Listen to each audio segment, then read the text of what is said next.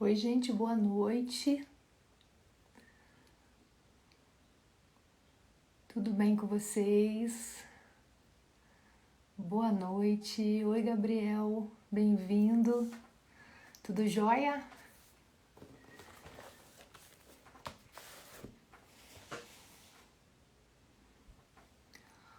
Oi, Malu, bem-vinda, boa noite. Tainara, tudo bom, minha linda? Como é que vocês estão? Que bom, Gabriel. Frio pra caramba aqui. Vocês estão conseguindo me ouvir aí? Como é que tá o áudio? Gelado também, Malu? Vou pedir para vocês, quem estiver entrando aí, enviar para os amigos. Vamos falar sobre essa live. Vamos falar nessa live de novidades aí sobre o tratamento da escoliose. Tudo bom, Taizinha? Bem-vinda. Quero saber de onde vocês estão falando. Malu é de Friburgo, Tainara é de Friburgo. Nanda, bem-vinda, Nanda. Boa noite, gente. Esse frio. Então, onde vocês estão falando? Eu sou de Friburgo e ainda moro em cima da montanha de Friburgo ainda, que é gostar de frio, né? Boa noite. Quero que vocês vocês já podem estar anotando aí as dúvidas de vocês sobre escoliose, que hoje a gente vai estar esclarecendo. Tudo bom, Felipe? Botucatu, São Paulo. Tô terra boa. São Paulo também tá frio, né, Felipe? Tá geladinho agora. Boa noite, Nanda. Então, nós vamos estar falando sobre escoliose hoje. Eu recebi aí, durante a semana, várias dúvidas sobre as escolioses, né? E a gente, cada dia mais, recebe os nossos novos pacientes com escoliose no nosso estúdio de Pilates, no nosso consultório. E eu tenho umas novidades para vocês. Nós tivemos agora em maio, agora no começo do mês, né? O 22º Só Sorte na Espanha, e já teve mudanças aí nas diretrizes para tratamento da escoliose, que ainda não saíram, tá? Mas a gente já tem mudanças agora, possivelmente para final do ano, começo do ano que vem, com a publicação das diretrizes da escoliose. E olha que notícia boa, já posso adiantar, contar uma coisa para vocês, bem interessante. Que pacientes com escoliose de 45 graus e 50, adultos, né,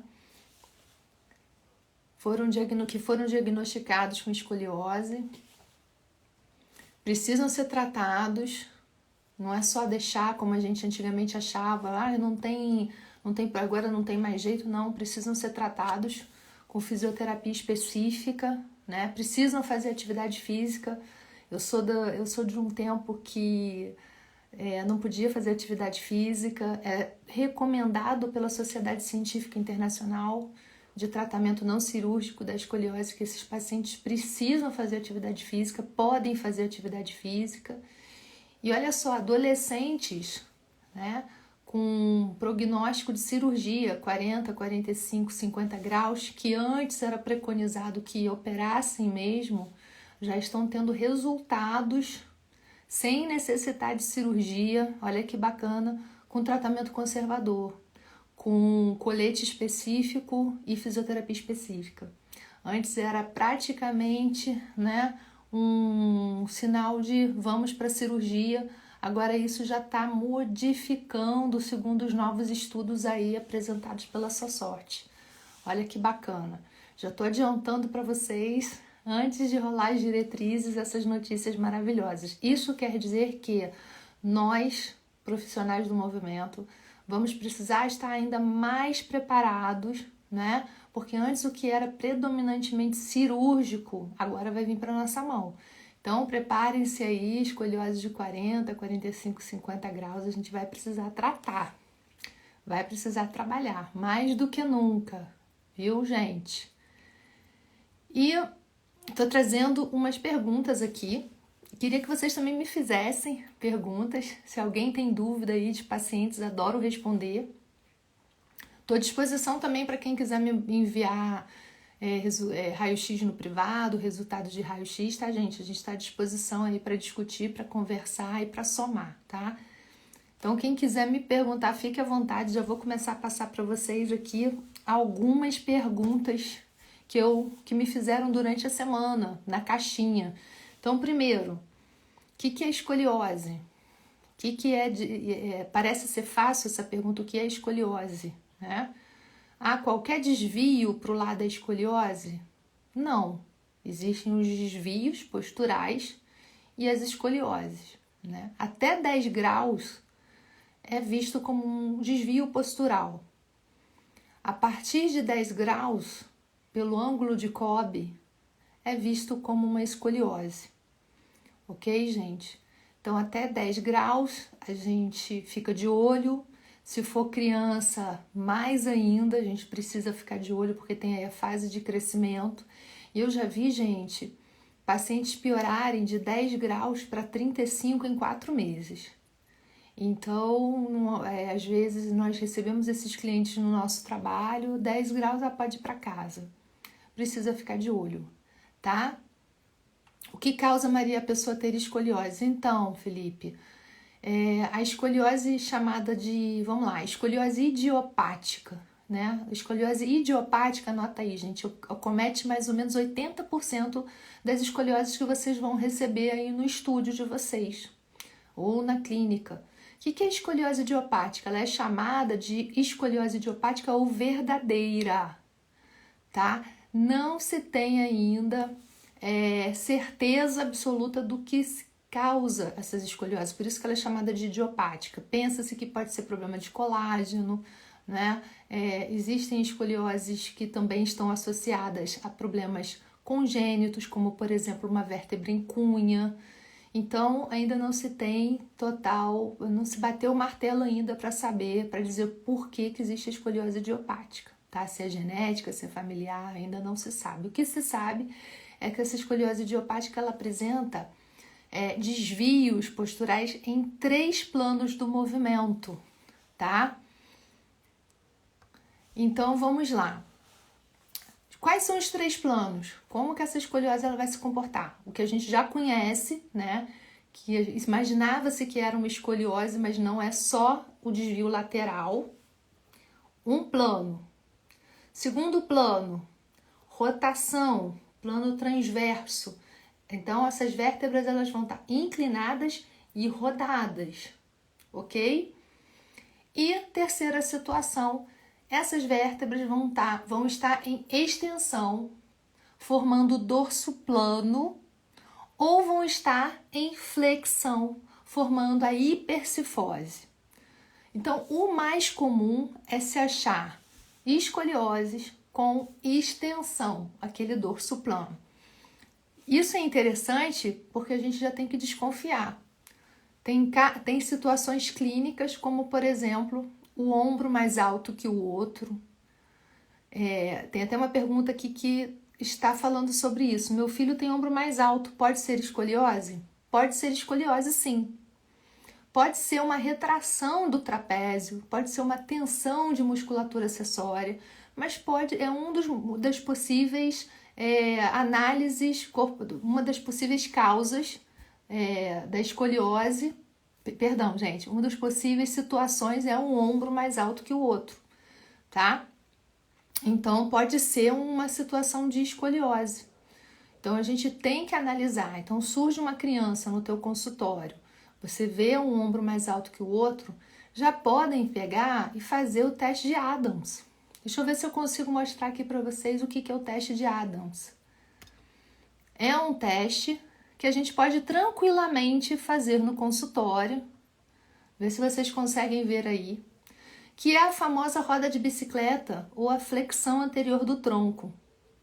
É um teste padrão ouro, né? Perdão. É um teste padrão ouro, que a gente já vê ali, olha, o lado direito, a convexidade mais alta da curva. Estão conseguindo ver? É um teste que eu acho importantíssimo, aliás, é visto como importantíssimo, e nós podemos fazer assim com crianças dentro do nosso estúdio de Pilates, dentro de uma academia, e adultos também. Fazer no próprio colégio. Os fisioterapeutas deveriam estar mais presentes no colégio, nas creches, identificando, olha só, as escolioses, tá? Vou retornar aqui.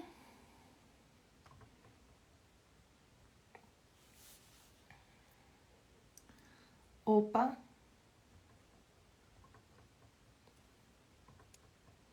Alguém tem que me ensinar a mexer no meu celular. Entende? Então, olha que teste bacana que você já pode fazer em qualquer lugar, inclusive na própria escola da criança, e identificar se esse paciente tem uma escoliose. Isso pode estar relacionado com o ombro mais alto, tá ok? Por quê? A giba, ela nada mais é do que a rotação, lembra que eu expliquei? Que a vértebra, ela roda, olha só, faz de conta que eu sou uma vértebra e aqui eu tenho as costelas. Lá atrás, as minhas costas. Quando eu desço, o que a coluna faz? A escoliose, ela demonstra que ela está rodando. Então, eu observo a costela elevada lá atrás. Essa é a giba, a famosa giba da escoliose. Beleza, gente? Eu vou continuar aqui respondendo as perguntas. Então, me perguntaram aqui, quais os exames para escoliose, para detectar a escoliose? Esse que eu mostrei, teste de Adams, é um.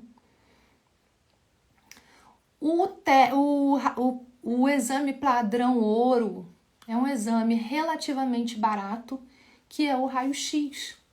É o raio-x panorâmico da coluna vertebral, tá? Que vocês podem pedir raio-x panorâmico da coluna vertebral AP e perfil com vista para a bacia.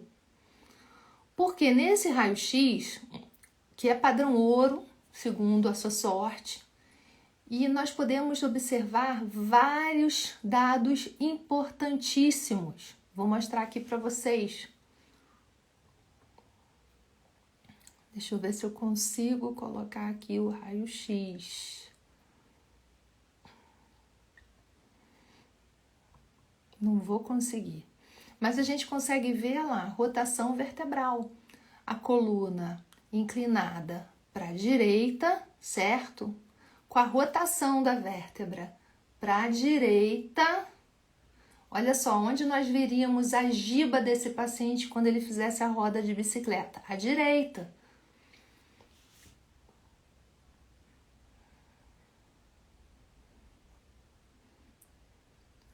Então, nós vamos pedir esse raio-x, que a gente vai observar essa rotação, ela vai estar no raio-x. Vamos observar no raio-x diferença de quadril. Normalmente, gente, a escoliose do lado côncavo, tá? O quadril ele é mais alto normalmente, tá? Seja uma escoliose em C ou uma escoliose em S, esse lado côncavo, ele vai estar mais alto, a espinha ilíaca posterior superior vai estar mais alta. Então, esse paciente ele pode ter diferença de pernas por causa de uma escoliose, tá ok? Outra coisa que a gente vai observar no raio-x, rotação vertebral, o grau de rotação. Quanto maior a rotação, mais preocupante é essa escoliose. Se for associar ainda com crianças, a gente tem que correr, né? A gente tem que já começar a fazer acima de 10 graus um tratamento conservador. Tem-se um estudo que demonstra que de 10 a 25 graus já começar com exercícios específicos de escoliose. O Pilates eu uso há 23 anos com esses pacientes que têm escoliose para tratar essas escolioses mais leves, tá? E também eu associo com os pacientes que têm escolioses mais severas. Por que eu faço isso? Porque esses pacientes, vocês podem ver nas diretrizes da Sua Sorte de 2016, que foi a última diretriz lançada, esses pacientes, eles normalmente eles podem ter problemas respiratórios, eles podem ter problemas de incursões das costelas, rigidez articular, rigidez muscular, tá? Esses pacientes, eles muitas vezes, se forem pacientes que têm graus elevados, vão utilizar o colete, né? A partir de 25 a 45 graus. Normalmente utilizam colete com exercícios específicos de escoliose. E normalmente ficam 18, 19 horas ali naquele colete. Então, nós vamos pegar pacientes, né? Eu já vi vários que têm hipotonia abdominal, que tem tiragem da musculatura acessória para respirar, normalmente tem respiração totalmente paradoxal, né? Então a gente vai trabalhar no Pilates, é uma oportunidade da gente estar trabalhando esses pacientes num momento sem o colete. E se for necessário, eles vão ser de 20 graus até 45, encaminhados, né, para um trabalho de exercício específico para escoliose. Eles vão fazer os exercícios específicos naquele momento com aquele colega, com aquele terapeuta. E o momento do Pilates é conosco. E nós vamos traçar o objetivo daquele paciente de acordo com a avaliação. Então, eu tenho uma outra pergunta aqui falando dos pacientes que são muito rígidos e os pacientes que são muito flexíveis. Olha aí, a escoliose vai ser diferente, gente. Você vai tratar um paciente que é muito rígido, da mesma forma que um paciente que tem hiperflexibilidade, por exemplo, um paciente que tem hipermobilidade articular, a gente vai precisar trabalhar diferente. O que é muito rígido, nós vamos caprichar nos exercícios de mobilidade e no final a gente vai ter que trabalhar a estabilidade. Os que são muito flexíveis, que têm hipermobilidade articular, nós vamos ter que tomar cuidado com essa hipermobilidade articular, não deixando que esses pacientes compensem, né? E fazendo as devidas correções. Eu vou mostrar para vocês alguns exemplos aqui, porque também, olha que interessante, não é só sair fazendo estabilização do paciente hipermóvel, gente. A gente tem que corrigir os 3 planos. Lembra que eu falei ali na frente, ali atrás? Nós temos que corrigir a rotação, nós temos que corrigir a flexão lateral do tronco e nós temos que corrigir se ele tiver hiperextensão ou hipercifose. Não é só pegar aquele paciente, vamos lá fazer abdominal para fortalecer, vamos lá fazer prancha para fortalecer. Não. A gente precisa ter um protocolo para que a gente tenha resultado dentro desse trabalho com o paciente com Pilates. Por quê? O Pilates já é fantástico, mas se nós soubermos fazer uma avaliação específica e direcionarmos nosso cliente, tá? Nosso paciente, eu falo paciente porque eu sou fisioterapeuta, né? E direcionarmos para um objetivo, nós vamos ser vitoriosos e mostrar isso para o paciente, ele vai se sentir cada vez mais motivado. Então, primeiro nós temos que ter uma avaliação específica e fazer um protocolo de tratamento, ok? Oi, Edu, boa noite, querido. Oi, Regis. Então, Regis, olha só. Regis está perguntando aqui, só o Pilates pode ajudar a melhorar quem tem escoliose? O Pilates, ele ajuda muito todos os pacientes que têm escoliose. Só o Pilates serve? Não. Existem escolioses que são muito agressivas. Por exemplo, uma escoliose neuropática, né? Que existe muita hipertonia associada, existem componentes neurológicos de tensão muscular, de espasmos. Então, esses pacientes, eles vão precisar de auxílio médico, medicamentoso, de colete, de exercício específico, tá? Escoliose idiopáticas acima de 20 graus. Precisamos trabalhar com outros exercícios associados. Nós temos também, por exemplo, outros testes associados, por isso que a gente precisa fazer uma avaliação específica. Temos o teste de Risser. O que é o teste de Risser? Vou mostrar aqui para vocês. O sinal de Risser, tá? Ou Risser, ele demonstra a maturidade óssea desse indivíduo. Então, por exemplo, se eu tenho uma criança de 13 anos de idade e eu vejo no raio-x, está lá ó, a coluna vertebral, vocês estão vendo? E nós vemos no acetábulo acima, na espinha ilíaca, uma calcificação dessa apófise, né? dessa espinha ilíaca. A partir do momento que ele vai madurando, vai crescendo, essa criança vai preenchendo lá os espaços. 1, 2, 3 e 4. Quando chega no 4, essa calcificação, a gente já sabe que ele parou de crescer. Tá? É um dos testes que nós realizamos para saber se essa criança ainda vai ter muito desenvolvimento de crescimento. Então, por exemplo, se nós temos uma criança de 12 anos e ele tem lá, olha, a calcificação até o 2, nós sabemos que ele vai crescer muito ainda, que ele tem chance de crescimento. Né? Aí essa criança tem, vamos por 25 graus de escoliose e ainda não tem maturidade óssea. Essa criança vai precisar de mais ajuda. Ela pode precisar de um colete, vai precisar de exercício específico, ela vai precisar, eu sugiro o Pilates, né? Porque a gente trabalha muito mobilidade, trabalha muito estabilização específico. Não pode, qualquer Pilates vai servir como uma atividade física. O Pilates ele é maravilhoso, mas para que ele seja terapêutico, gente, no sentido de auxiliar a segurar essa escoliose, né?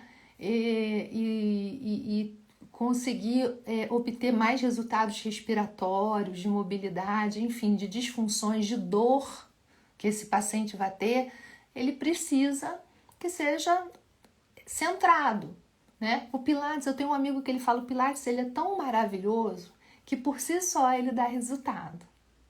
Só que se a gente pegar e fazer de forma específica, eu trabalho reabilitação, tá, gente? Acho lindo quem fica de cabeça para baixo, adoro, faço Pilates assim também, né? Tenho os meus professores de Pilates, eu nunca parei, eu faço há 22 anos Pilates. Só que o meu Pilates, o que eu trabalho na minha clínica é reabilitação. Estou aí há 22 anos trabalhando com disfunções posturais e escolioses. Então a gente precisa da avaliação, precisa se centrar para a gente ter resultados assim fantásticos, tá? Eu vou mostrar alguns resultados aqui para vocês só com o método Pilates, beleza? Deixa eu ver aqui. Oi, Vanessa, fantástica professora querida. Então deixa eu fazer outra pergunta, deixa eu ver outras perguntas aqui. Tudo bem, Regis? Respondi a você. Que a gente vai depender muito do cliente, do paciente, tá? Do aluno. A gente realmente só com uma avaliação específica vai conseguir saber qual o prognóstico. Nós fisioterapeutas e somos profissionais de primeiro contato, assim como os educadores físicos. Nós podemos e devemos diagnosticar esses clientes que batem na porta da gente. Normalmente eles vêm até direto pra gente. Normalmente eu atendo. Uma senhora chega para mim e fala, pode atender meu neto, pode atender meu filho, você pode ver se ele tem um problema postural, né? Pessoas das escolas, professores, da Maria Helena, eu vou te indicar um aluno. E nós temos, assim, o direito e o dever de saber diagnosticar, tá ok? Deixa eu tirar isso aqui, gente. Vou trazer mais uma pergunta aqui que me passaram, né? Então, quais os exames para escoliose? Já respondi aqui, raio-x panorâmico, AP e perfil com vista para bacia. Gosto muito de pedir escanometria, porque a escanometria a gente vê a diferença de membros inferiores, tá? Aline, eu vou fazer o seguinte, eu vou deixar gravada por um tempinho até amanhã para você, tá bom? Mas eu não vou deixar por muito tempo gravada não, só até amanhã, beleza? Então, raio-x panorâmico com vista para a bacia, gosto de pedir a escanometria, tá? Para ver a diferença de membros inferiores, mas vejo e faço todos os testes clínicos na clínica. Doutora Carla Daniele, fantástico, referência de terapia manual no Brasil. Que honra! Minha professora, gente.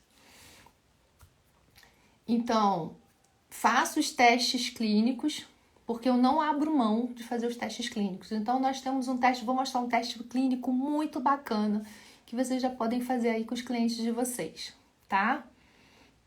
Olha só, gente, eu amo o teste clínico, porque isso empodera o terapeuta. Deixa eu mostrar, será que eu não tenho teste de Galeazzi? Poxa, vocês acreditam que eu não botei aqui? Deixa eu falar para vocês como é que eu faço. Vamos botar o paciente, o aluno, deitadinho de barriga para cima, dedê em cima da maca, ok? Vamos fazer uma flexão dos joelhos. Fletir os joelhos. Aqui, ó, fletir os joelhos. Ah, é, dá para fazer teatrinho, gente. Fletir os dois joelhos na maca. Nós vamos ver, ó, a diferença dos ossos. Primeiro, da tíbia, de uma tíbia para outra tíbia. Normalmente eu vejo de frente, tá? E vejo se tem diferença de altura, uma tíbia e outra tíbia. Olha como eu sou criativa. Tá aqui os pezinhos, tá? E aí eu vejo a diferença, ó, que essa tíbia é maior do que essa. Beleza? Diferença de membros inferiores. Ele tem um membro inferior maior verdadeiro. Isso pode acontecer com o fêmur. Como é que eu faço? Vendo da cabeça, vou lá na cabeça dele, olho e vejo que ele tem, olha, um fêmur mais alto que o outro. Isso demonstra a diferença de membros inferiores verdadeira. Ontem mesmo eu atendi um pugilista que tinha um desnível de quadril e se eu pensasse só essa escoliose, ele tinha uma escoliose, eu ia estar pensando errado. Eu ia tratar, se eu não visse esse desnível, né? Se eu não fizesse esse teste chamado teste de Galeazzi, eu ia achar que ele tem uma escoliose e que a escoliose que estava causando o problema das pernas. Mas eu vi que ele tinha realmente uma tíbia maior do que a outra. Pedi um raio-x, porque pode ser que se ele tiver aí, olha, a escoliose tridimensional, eu vou ter que tratar essa escoliose tridimensional, mas não vai adiantar tratar só a escoliose. Eu vou ter que ficar de olho, ter que ver essa diferença, fazer uma escanometria. Se ele tiver mais de 1,5 centímetros, eu vou pedir para ele fazer palmilha. Tá ok, gente? Esse pugilista que eu trabalhei ontem, quando eu coloquei ele sentado, cadê a escoliose? Sumiu. Porque a escoliose vinha da diferença das pernas. Entende? Por isso que é importante a gente fazer o teste clínico também. Não só o raio-x, porque se você for ver o raio-x, né, muitas vezes você vai achar que é só uma escoliose. Não vai tratar membros inferiores. Ah, Maria Helena, mas eu vou sair botando palmilha? Não. A gente tem que fazer o teste de Galeazzi, ver se é verdadeiro, porque muitas vezes a diferença de perna... Ah, esse aqui eu tenho a foto, gente. Ó, muitas vezes a diferença de perna vem por uma questão muscular. Olha essa foto aí, essa figura. O joelho esquerdo rodado internamente, o pé plano. Olha o que acontece com o quadril. Ele desce do lado da rotação interna e aí a escoliose ela acompanha, ela acontece. Existem as escolioses aí, queridos, compensatória. Segundo Philippe Suchat, uma escoliose compensatória Normalmente, ela pode ter só uma flexão, mas ela pode daqui a pouco, com o tempo, se não corrigir essa rotação interna do joelho, se comportar como uma escoliose idiopática. Se a gente não corrigir essa rotação interna do joelho, sabe o que pode acontecer? Ele ter uma escoliose, ter a flexão lateral, ter a extensão ou a hipercifose e ainda fazer uma rotação. Entende? Então você vai ficar só lá em cima corrigindo a escoliose? Esse é o perigo de só pedir o raio-x sem saber fazer teste clínico. Beleza? Então os testes clínicos são extremamente importantes. Tô aqui meio rouca porque eu esqueci de pegar água, gente. Eu falo muito. Oi, Animoni, fisioterapeuta grativa. Bem-vinda. Me convenceram a deixar a live gravada até amanhã. Beleza? Oi, Edilene. Bem-vindas. E vamos lá. Vou falar mais uma pergunta aqui que me passaram. Maria Lina, a avaliação estática está fora de moda? Ainda se usa? Gente, a gente tem que tomar muito cuidado com moda. Existe hoje em dia uma hipervalorização da avaliação dinâmica, né?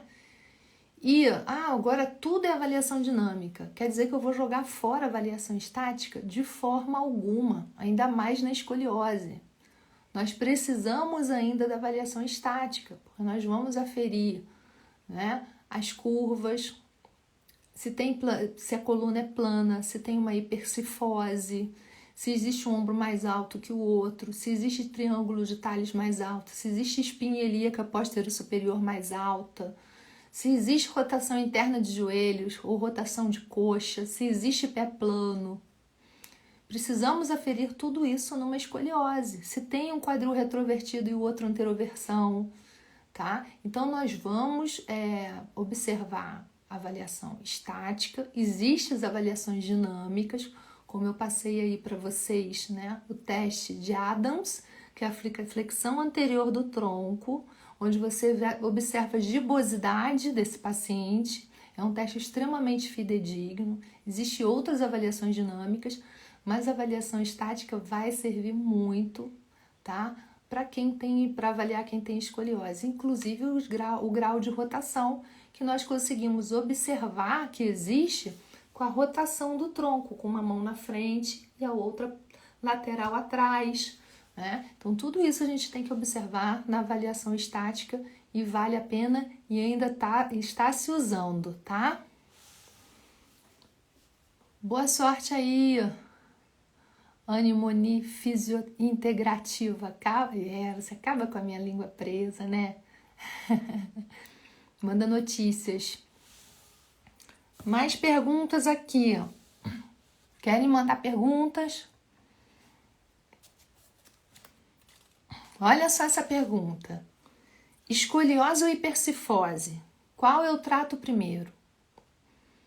Vamos trabalhar uma hipercifose com a escoliose juntas de forma integrada. Como vocês já estão sabendo, a escoliose vai ser alteração dos 3 planos de movimento. Flexão lateral, rotação, peito, né, que a gente chama de Tarzan, com dorso plano ou pode estar associado com uma flexão das vértebras numa hipercifose. Quando nós formos trabalhar essa escoliose, a gente tem que corrigir, gente, os 3 planos de movimento. Então, eu vou botar uma figura aqui para vocês.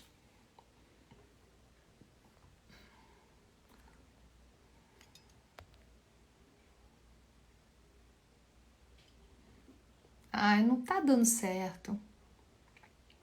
Vou mostrar essa de cima.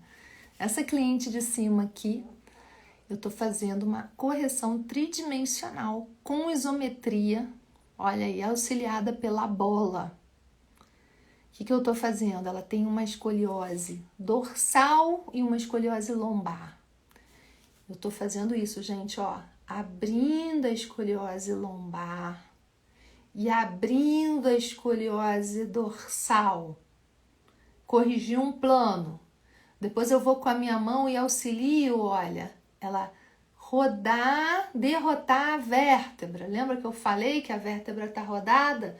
Ela vai fazer força na bola, auxiliando a fazer a derrotação da vértebra. Pronto, corrigi 2 planos. E eu tô pedindo para ela, entra o peito e segura aí na bola essa correção. E tô fazendo trabalho de isometria. E ela vai fazer 10 vezes e as próximas vezes sem a minha ajuda, tá? Então ela já chega no consultório, a gente já vai fazer o trabalho de mobilidade. Esse exercício para ela faz sempre que ela vai. Eu sempre peço para fazer esse exercício até ela conseguir fazer sozinha, ela vai repetir, porque o trabalho de escoliose, ele é repetitivo e às vezes vai se precisar o mesmo exercício. Mas eu tiro assim 3, 4 exercícios para se fazer o mesmo. Depois eu vou modificando para ficar lúdico, para ficar bacana, interessante, tá? Eu tenho uma imagem embaixo, eu prometo para vocês que da próxima eu faço direito, que é a primeira vez que eu uso esse recurso. Que é simplesmente sou eu, em 4 apoios, né? Com o braço esticado e com a perna contralateral esticada. Então, eu trabalho o quê? Da mesma forma, abrindo a torácica, que aqui a gente tem a concavidade, a gente tem que abrir a concavidade para acontecer isso. Toda vez que eu abro a concavidade, gente, olha isso aqui, ó. Abrir. A mesma coisa lá embaixo, ó. Aqui é mais encurtado, né? Se eu estico lá embaixo a perna, desço a espinha ilíaca, olha, já tô dando macete para vocês no Pilates, olha.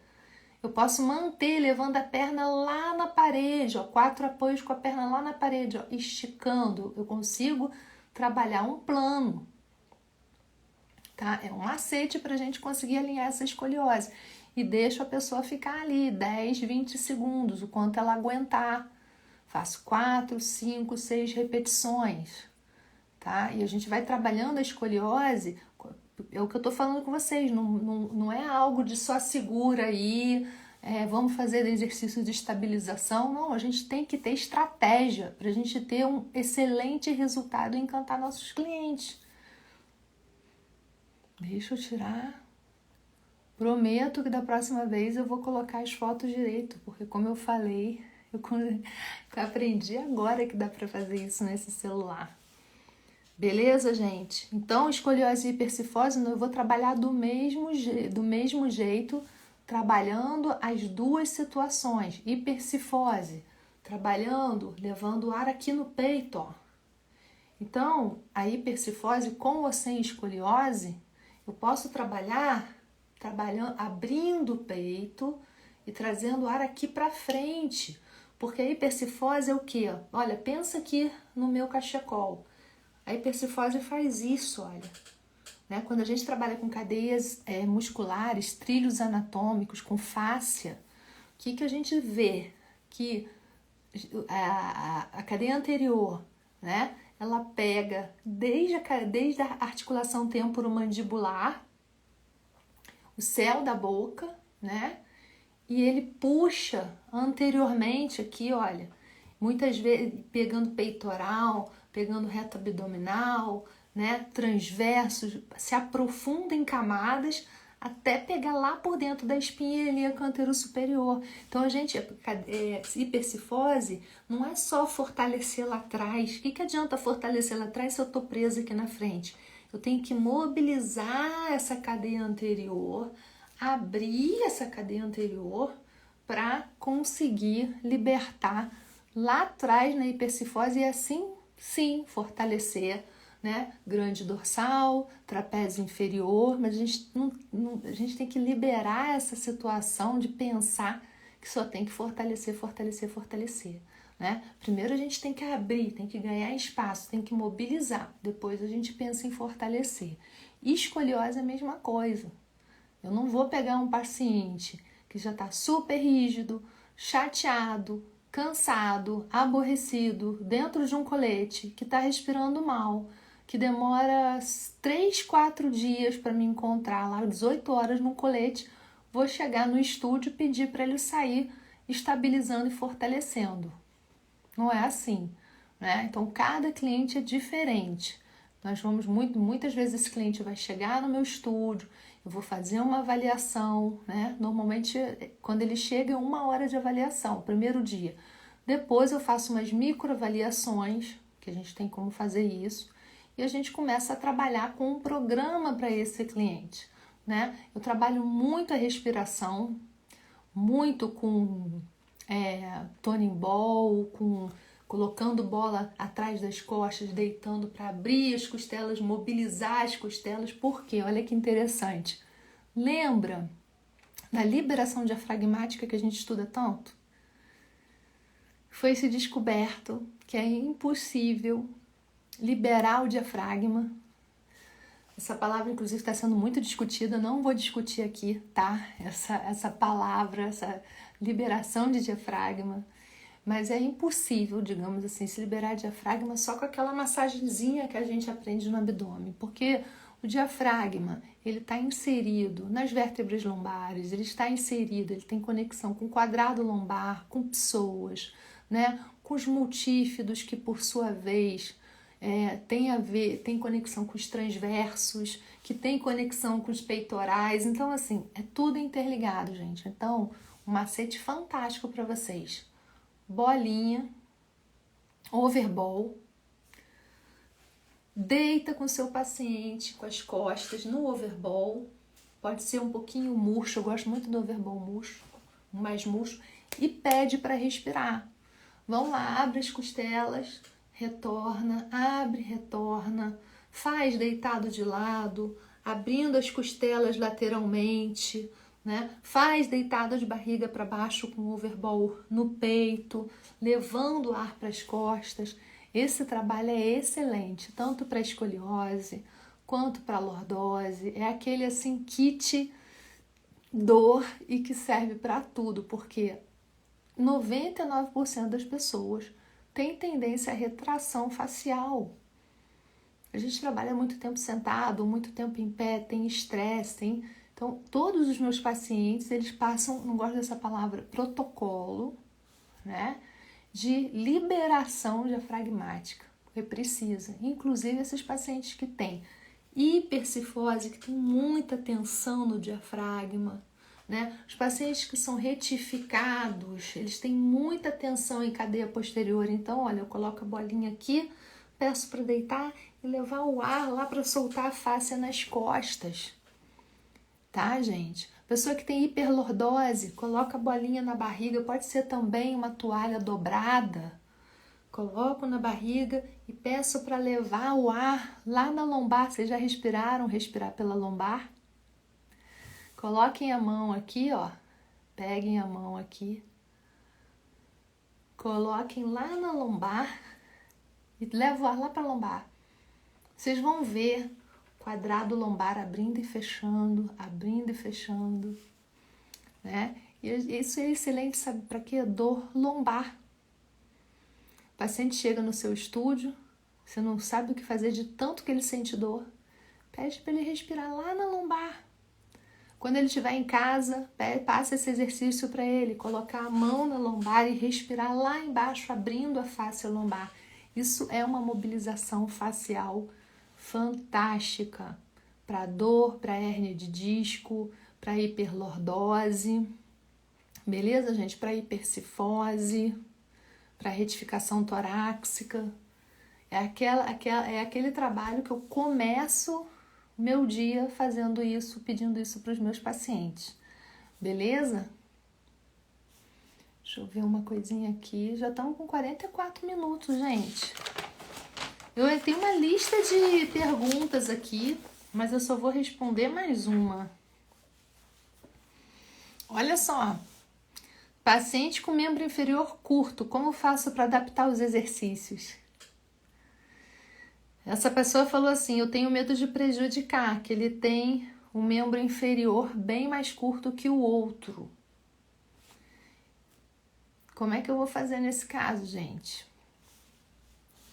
Então, Como nós conversamos, né? Precisamos saber de onde vem esse encurtamento, se ele tem um membro inferior mais curto que o outro por uma questão muscular, de compensação muscular, aí é bem tranquilo, a gente pode corrigir essa compensação muscular.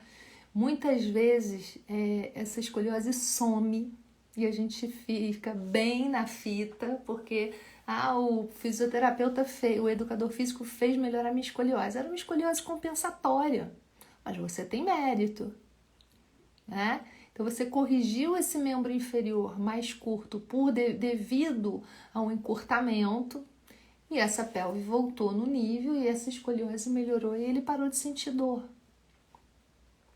Se esse membro inferior for mais curto, por uma questão mesmo de crescimento ósseo, vai ser necessário avaliar se vai precisar usar palmilha ou não, tá?